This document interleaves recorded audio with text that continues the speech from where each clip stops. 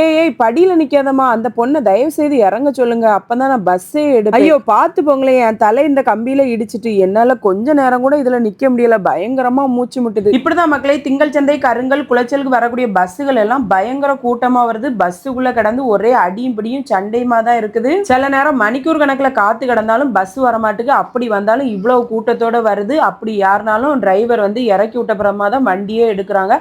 இந்த மாதிரிப்பட்ட அவல நிலை எப்ப மாறும் மக்களே? இதனால வயசானவங்க, ஸ்கூலுக்கு போகக்கூடிய குழந்தைங்க, வேலைக்கு போகக்கூடிய பெண்கள், இவங்கெல்லாம் ரொம்ப பாதிக்கப்படுறாங்க. ஒரு நாள் இந்த பஸ்ல யாத்திரை செய்துட்டு வரக்கு முன்னால போதும்னு ஆயிட்டு டெய்லியும் காலையில ஸ்கூலுக்கு போகணும், வேலைக்கு போகணும்னு அவசர அவசரமா போகக்கூடியவங்களுக்கு மிகவும் சிரமமா இருக்குது. இதே நேரத்துல இங்க இருந்து திருவனந்தபுரத்துக்கு நல்லா ஈஸியா நம்ம போயிட்டு வந்துடலாம். ஏன்னா எப்பவுமே பஸ் வசதி இருக்கு, எல்லா பஸ்ஸுமே ஃப்ரீயாவே வந்து போகுது.